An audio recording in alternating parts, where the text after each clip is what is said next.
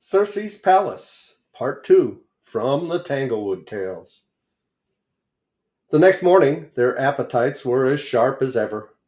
They looked at Ulysses as if they expected him to clamber up the cliff again and come back with another fat deer upon his shoulders. Instead of setting out, however, he summoned the whole crew together and told them it was in vain to hope that he would kill a stag every day for their dinner, and therefore it was advisable to think of some other mode of satisfying their hunger. "Now," said he, "when I was on the cliff yesterday, I discovered that this island is inhabited. At a considerable distance from the shore stood a marble palace, which appeared to be very spacious, and had a great deal of smoke curling out of one of its chimneys."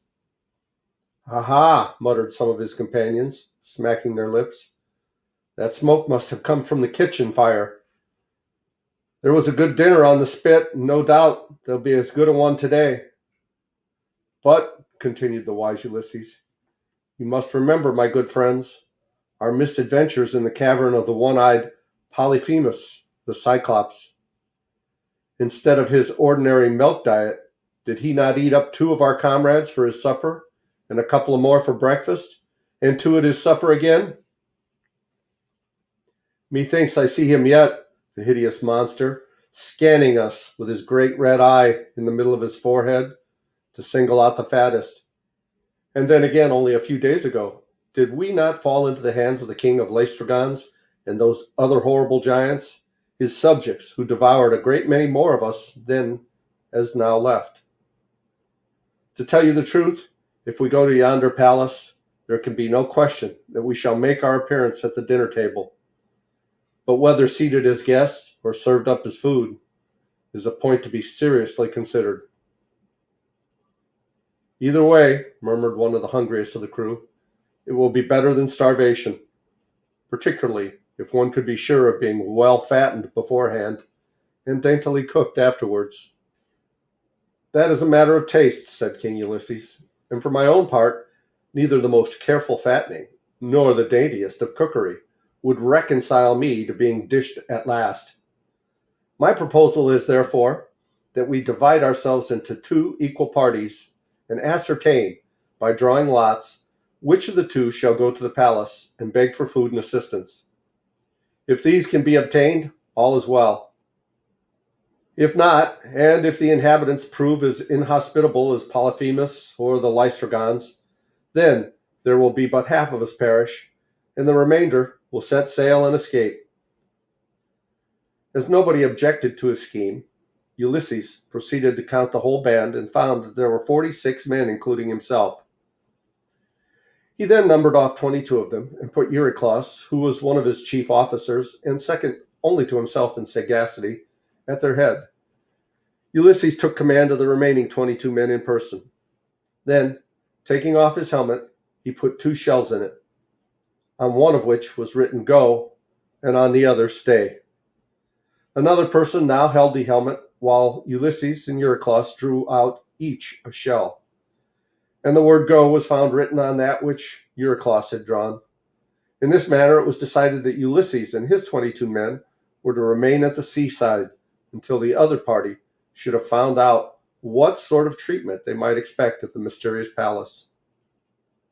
As there was no help for it, Euryclos immediately set forth at the head of his 22 followers, who went off in a very melancholy state of mind, leaving their friends in hearty, better spirits than themselves. No sooner had they clambered up the cliff than they discerned the tall marble towers of the palace, ascending as white as snow out of the lovely green shadow of the trees which surrounded it. A gush of smoke came from a chimney in the rear of the edifice. This vapor rose high in the air, and meeting with a breeze was wafted seaward and made a pass over the heads of the hungry mariners. When people's appetites are keen, they have a very quick scent for anything savory on the wind. "That smoke comes from the kitchen," cried one of them, turning up his nose as high as he could and snuffing eagerly. "And as sure as I'm a half-starved vagabond, I smell roast meat in it." "Pig, roast pig," said another. "Ah, the dainty little porker. My mouth waters for him." Let us make haste, cried the others, or we shall be too late for the good cheer. But scarcely had they made a half a dozen steps from the edge of the cliff when a bird came fluttering to meet them. It was the same pretty little bird with the purple wings and body, the yellow legs, the golden collar around its neck, and the crown like a tuft upon its head, whose behavior had so much surprised Ulysses. It hovered about Euryclus and almost brushed his face with its wings. Peep, peep, pee-weep, chirped the bird.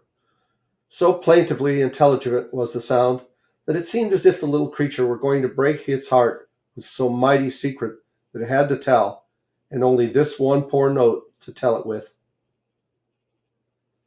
My pretty bird, said Euryclus, for he was a wary person, and let no token of harm escape his notice. My pretty bird, who sent you hither? And what is the message which you are bringing? Peep, peep, poo-weep, replied the bird very sorrowfully. Then it flew toward the edge of the cliff and looked around at them as if exceedingly anxious that they should return whence they came. Euryclus and a few of the others were inclined to turn back. They could not help suspecting that the purple bird must be aware of something mischievous that would befall them at the palace, and the knowledge of which affected its airy spirit with human sympathy and sorrow. But the rest of the voyagers, snuffing up the smoke from the palace kitchen, ridiculed the idea of returning to the vessel. One of them, more brutal than his fellows and the most notorious gourmandizer of the whole crew, said such a cruel and wicked thing that I wonder that the mere thought did not turn him into a wild beast in shape, as he already was in nature. This troublesome and impertinent little fowl, said he, would make a delicate tidbit to begin dinner with. Just one plump morsel, melting away between the teeth. If he comes within my reach, I'll catch him and give him to the palace cook to be roasted on a skewer. The words were hardly out of his mouth before the purple bird flew away, crying peep, peep, pee-weep, more dolorously than ever. That bird, remarked Euryclus, knows more than we do about what awaits us at the palace. Come on, then, cried his comrades, and we'll soon know as much as he does. The party, accordingly, went onward through the green and pleasant wood. Every little while they caught new glimpses of the marble palace, which looked more and more beautiful the nearer they approached it. They soon entered a broad pathway which seemed to be very neatly kept, and which went winding along with streaks of sunlight falling across it, and specks of light quivering among the deepest shadows that fell from the lofty trees. It was bordered, too, with a great many sweet-smelling flowers, such as the mariners had never seen before. So rich and beautiful they were, that if the shrubs grew wild here and were native in the soil, then this island was surely the flower garden of the whole world. Or, if transplanted from some other clime, it must have been from the happy islands that lay toward the golden sunset. There has been a great deal of pains wasted foolishly on these flowers, observed one of the company. And I tell you what he said, that you may keep in mind what gourmandizers they were. For my part, if I were the owner of the palace, I would bid my gardener cultivate nothing but savory pot herbs to make a stuffing for roast meat, or to flavor a stew with. Well said, cried the others, but I'll warrant you there's a kitchen garden in the rear of the palace. At one place they came to a crystal spring, and paused to drink at it for want of liquor, which they liked better. Looking into his bosom, they beheld their own faces dimly reflected, but so extravagantly distorted by gush and motion of the water, that each one of them appeared to be laughing at himself and all his companions. So ridiculous were these images of themselves, indeed, that they did really laugh aloud, and could hardly be grave again as soon as they wished. And after they had drank, they grew still merrier than before. It was a twang of the wine cast in it, said one, smacking his lips. Make haste, cried his fellows. We'll find the wine cask itself at the palace, and that will be better than 100 crystal fountains. And we're starting to run long, so I think we'll pause here and continue with this story in the next video. In the meantime, thanks so much for listening. I hope you've left a comment. I hope you've clicked like if you do. And I hope you subscribe to our channel. As Tigger says, ta-ta for now. I love you guys. Bye-bye.